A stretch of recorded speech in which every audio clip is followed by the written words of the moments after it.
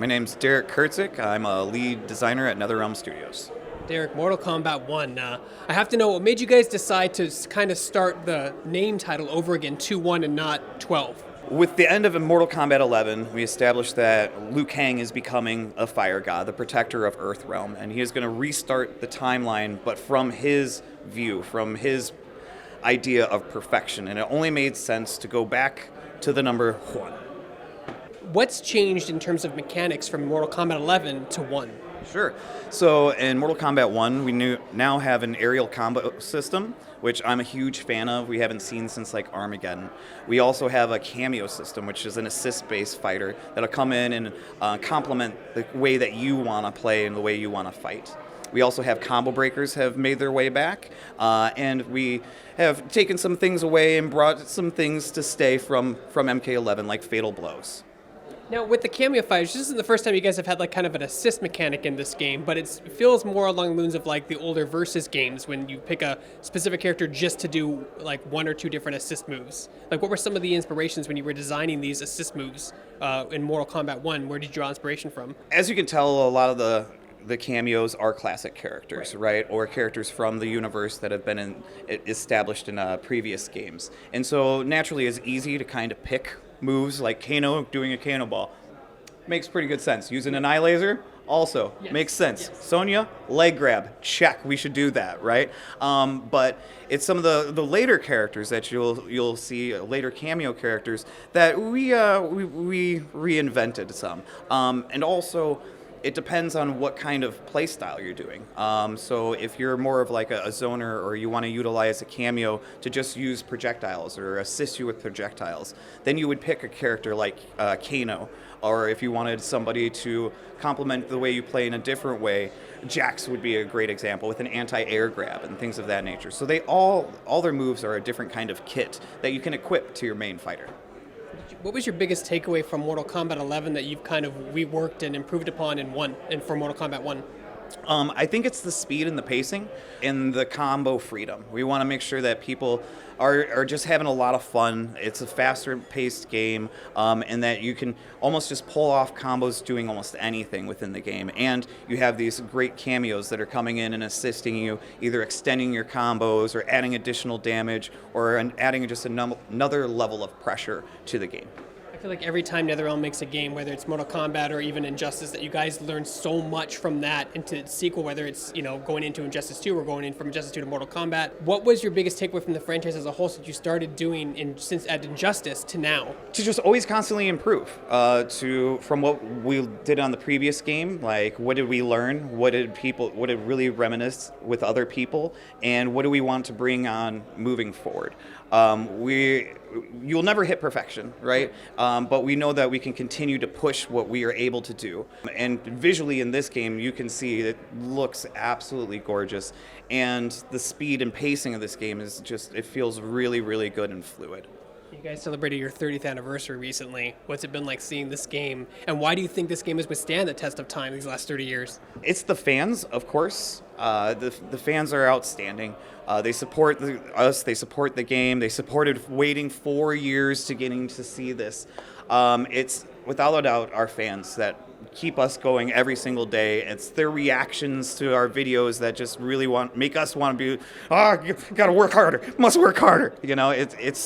That's why we're here. The cameo characters, if they're a cameo character in Mortal Kombat 1, does that mean they'll be unplayable as a main fighter and they're just cameos? All right, so you've seen in trailers, we've shown this. Sub-Zero is also a cameo character. Scorpion is also a cameo character. And Kung Lao is also a cameo character. Kung Lao is also a main fighter. Sub-Zero is also a main fighter. And Scorpion is also a main fighter. So, characters can be a main fighter and could potentially show up differently as a cameo fighter. I like that answer. Yeah. No, you guys have a huge, you guys multiple games in the Mortal Kombat franchise. How do you go about deciding who's going to be in what Mortal Kombat? Take us into that room, to that meeting room, and walk us through that process. Sure. So there's a lot of things that go into coming up with the roster. One, you have to have Scorpion. All right, there you go. All right, you got it. Staples, people. You have to have Scorpion. Sub-Zero, pretty close to the must-have as well. You kind of gotta have them. And then it's also the story. What kind of story are we telling, right? With this being the rebirth of Mortal Kombat and reestablishing the timeline, it really allows us to say, these characters don't exist, but these do. Remember these guys? So it really it allows us to listen to what the fans have been asking for, along with also hitting our staple characters, right? That we have to have, right? But really explore the universe more over the 30 years and the 80 plus characters that exist in this universe. What would you say to our fans out there, say the game releases, and their fan favorite character is not in the game? What message would you say to that person? You didn't put in Striker, or you didn't put in this version of this character. Like, what do you say to those fans out there? Well, it's not an 85 character roster game, so it could happen. It could happen, yeah. My apologies, but anything can happen, right? That's what's great about this game is, we do listen to the fans. We do hear who people want to see, and there's a chance that they could come eventually. Yeah. In success, anything is possible. That's right. I like that attitude. What are you most excited for people to get their hands on with Mortal Kombat 1 as a designer? The aerial combat. Again, we haven't seen it since 2006, and it's just so much fun to launch your opponent into the air, extend your combo, call in a cameo, slam them down to the air, slam them down to the ground, jump back in the air, continue your combo, call in your cameo. Just the free form of combos that you can do in this game.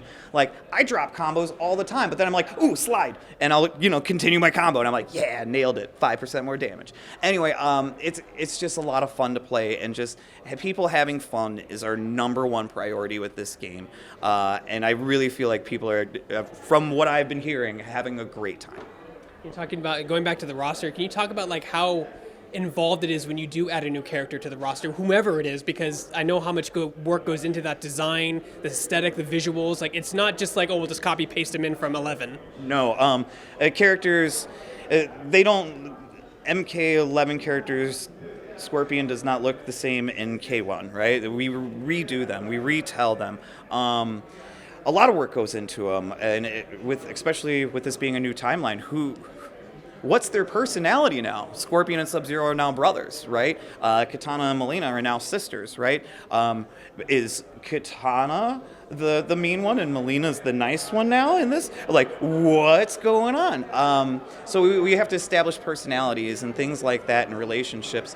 But a lot goes into a character. We always got to keep things true to them. Like, Scorpion needs to have a spear. Sub-Zero needs to have an ice ball.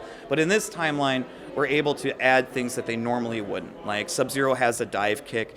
We haven't shown much Scorpion, or I don't think we've shown any Scorpion. Just some fatalities. That's it. Well, I'm not going to say what kind of stuff he has, because, again, we get to reimagine these characters, but they're always going to have their core set there, too.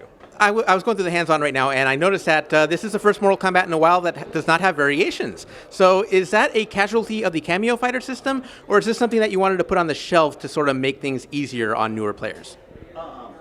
I would say it's a casualty with a K, because of the fact that we did variations, and then we also had, you could select your loadouts and things like that in the previous game with special moves and things like that. We wanted to make sure you had a full kit to your character. You weren't picking different special moves for them, and we wanted you to have the cameo as that piece that complements what your base kit of that fighter is, and to complement how you want to play. And so, yeah, it definitely would be because of the cameos and the tools that a cameo offers and complements your main fighter. Now, I've also noticed that some characters and some cameos work better with each other than others. So, in your experience, what do you think has been the best fighter and cameo combination? One you can talk about. Yeah, well, for sure. It all depends on how you play, right? Like, Jax, when he has an anti-air, right? And so, for the most part, like, it depends on how you want your playstyle to be complemented is basically which cameo characters you want to pick, right?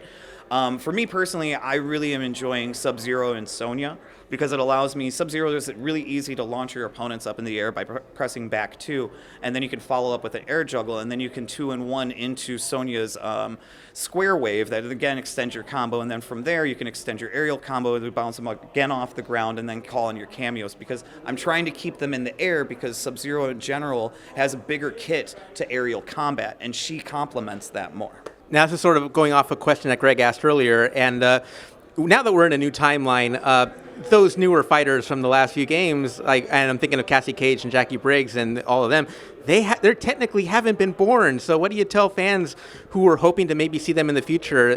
What do you tell them, knowing that it's a new timeline and maybe they'll never exist? In success, anything is possible. In success, anything is possible. Again, you don't know how the story plays out, right? This is Mortal Kombat. A lot of crazy things happen. Anybody, you never know, right? So there's other things that could also be equally questioned that is presented to you already. So yes, there's always a chance anybody could come and be a DLC character.